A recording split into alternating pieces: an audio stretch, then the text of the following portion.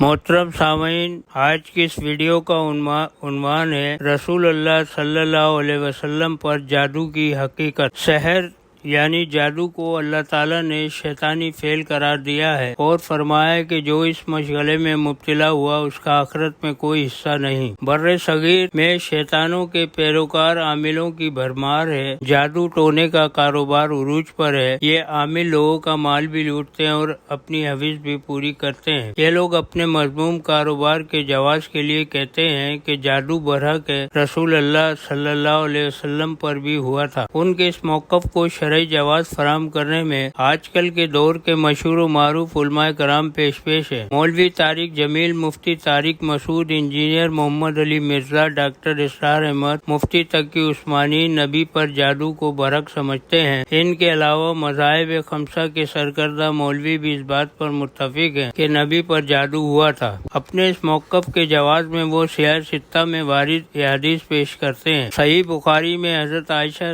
رضی اللہ تعالی عنہا سے روایت ہے کہ نبی پر جادو کیا گیا، یہاں تک کہ آپ کو یہ خیال ہوتا تھا کہ آپ نے ایک کام کیا ہے حالانکہ آپ نے نہ کیا ہوتا تھا۔ دیگر کتب احادیث کے مطابق جب رسول اللہ جادو کے زیر اثر آئے تو اللہ تعالیٰ سے مسلسل دعائیں کرتے تھے۔ چنانچہ ایک رات آپ لیٹے ہوئے تھے، دو فرشتے آئے، ایک سرانے کھڑا ہو گیا اور ایک پائنتی کی طرف۔ پھر انہوں نے گفتگو شروع کی۔ ایک نے کہا اس شخص کو کیا ہوا؟ دوسرے نے کہا ان پر جادو کیا گیا ہے۔ پوچھا گیا کس نے؟ جواب ملا لبیب بن عاصم یہودی یا منافق نے۔ پوچھا کن چیزوں پر؟ جواب ملا کنگھے اور بالوں پر، کھجور کی چھال پر اور دھاگے پر گرہیں لگا کر زروان کے کنویں میں یہ چیزیں ڈال دی گئی ہیں۔ پھر آپ اس کنویں پر پہنچے۔ آپ نے دیکھا کہ اس کنویں کا پانی جادو کے اثر سے سیاہ ہو گیا تھا۔ آپ نے ان اشیاء کو کنویں سے نکلوا کر ضائع کرا دیا۔ ایک روایت کے مطابق آپ نے وہ کنواں بند کرا دیا تھا۔ مذکورہ واقعہ کا قرآن کی روشنی میں جائزہ لیتے ہیں کہ کیا قرآن بھی اس واقعے کی تصدیق کرتا ہے یا حقیقت کچھ اور ہے۔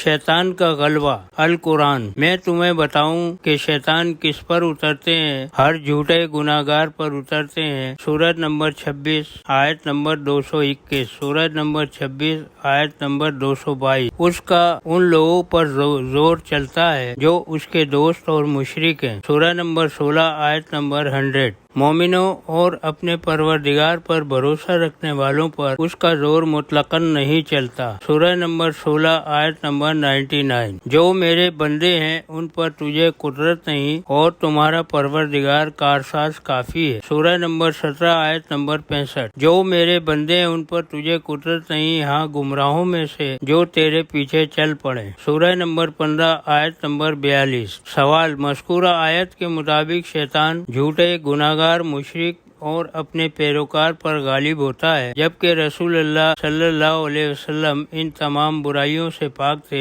تو آپ پر شیطان کیسے غالب ہو گیا؟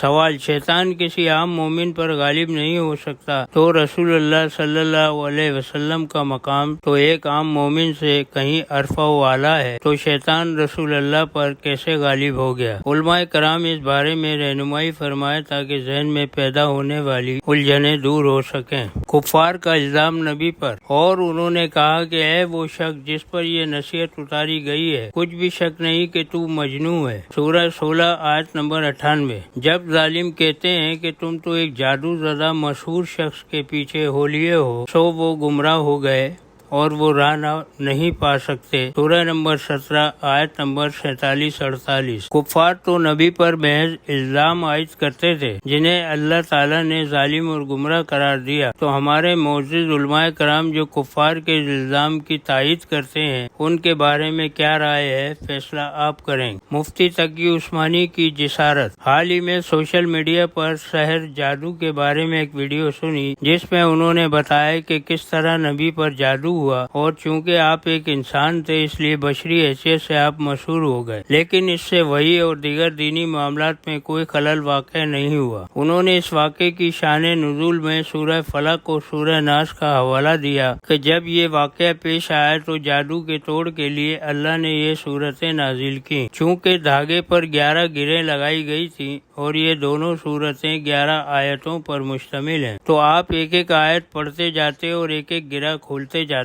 تھے یا کھلتی جاتی تھی، اور جب یہ عمل مکمل ہو گیا تو آپ جادو کے اثر سے باہر آ گئے۔ مفتی تقی عثمانی صاحب سے انتہائی ادب و احترام سے سوال ہے کہ سورہ فلق اور سورہ ناس تو مکے میں نازل ہوئی تھی، جبکہ رسول اللہ صلی اللہ علیہ وسلم پر جادو کا واقعہ مدینے میں پیش آیا تھا، تو سورہ فلق اور سورہ ناس کیسے اس واقعے کا شان نزول ہو سکتی ہیں؟ وضاحت فرمائیں۔ سوال: جادو کے اثر کی مدت 6 ماہ بتائی گئی ہے، کیا اس دوران وحی کا سلسلہ موقوف رہا؟ سوال: قرآن میں شیطانی وسوسے کے وقت تلاوت قرآن سے قبل تعوذ کی تعلیم دی گئی ہے، تو رسول اللہ صلی اللہ علیہ وسلم نے تعوذ سے علاج کیوں نہ کیا؟ آپ اگر مشہور تھے تو کیا وہ حدیث درست ہے جس میں بتایا گیا کہ آپ نے 4 رکعت والی نماز میں 2 رکعتیں پڑھا دیں اور قرآن کی آیتیں اور سورتیں بھول جانے والی روایات؟ سوال: آپ کے مشہور ہو جانے سے کیا وحی کا سلسلے میں خلل پیش نہ آیا؟ سوال: اللہ کا وہ قول کہ ہم تجھے پڑھا دیں گے تو کبھی نہیں بھولے گا، تو